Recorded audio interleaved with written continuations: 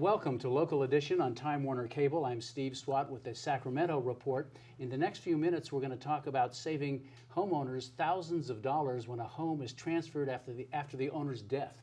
My guest is the author of that legislation, Mike Gatto of Glendale. Thanks for being with us. Great to be here. So this is an interesting situation where you have to go through probate and you have all sorts of legal fees when a homeowner wants to transfer a home to his family. Yeah, so before this easy deed bill took effect, homeowners had two terrible choices. They could pay a lawyer thousands of dollars to write a trust or go through the probate process at an average cost of $26,000.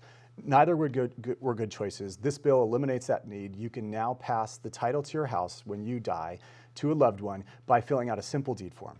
And this bill has passed. It was signed by the governor. How did this bill come to you? How did you find it? Gosh, going through the process myself, when a loved one passes away, you realize how hard this process is on families.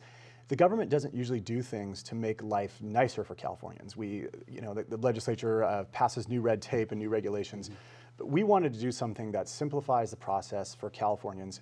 Everybody faces it at some point. Death and taxes, those are the only certainties in life.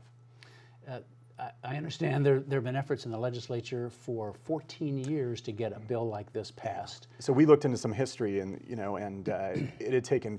We looked back, and they had tried this for 14 years. You can imagine, been very hotly contested by lawyers who like their business.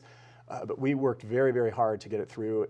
Even calling on law professors to weigh in on it and say how good this would be for average Californians. And it's my understanding that this bill, over the years, was always stuck in one committee. That's right. That's right. Senate Judiciary. Right. Yeah. And you dislodged it just from old-fashioned politics, right? That's right. We had a law professor call who I went to law school and who one of the key committee consultants went to law school and had.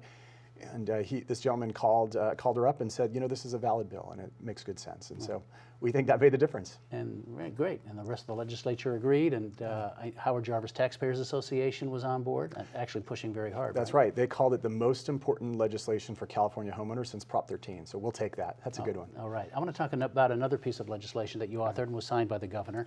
And it deals with DNA. And I think a lot of people really didn't realize that the ability to take DNA samples of those arrested was in total limbo. Oh yeah, and of course this is so important. Someone gets picked up for a burglary, it's a bad person, they test that person for DNA, they find out that he committed rapes in the past or even murders. This whole program was in jeopardy based on one court decision. And that court decision said what? That court decision said all of California's DNA collection is unconstitutional. So what we wanted to do is come up with a constitutional regime in case this decision is upheld, and that decision's still going through the courts. Our bill will now step in if that decision is upheld, and it will make sure that we still test criminals for DNA in California. Now, if that alleged criminal has a DNA sample taken but is acquitted, for example, then that DNA sample gets expunged, thrown away?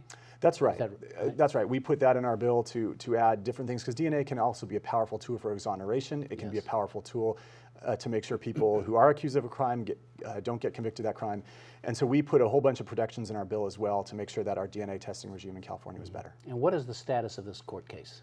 Well, the court case is still pending. What we were concerned is that if they issue their decision, let's say in July, and they say, well, California's DNA has got to go, the legislature doesn't turn on a dime. It takes a long time, and we were concerned that there would be a lag. Especially if they're out of session. Oh yeah, and then of course statutes don't take effect till the following year, and so we were concerned there would be an 18-month lag where tons of criminals went free in California.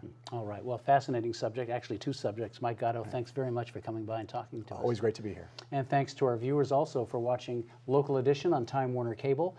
A reminder, you can see this and other interviews on the California channel on YouTube, also on My Government on Demand. Have a great day.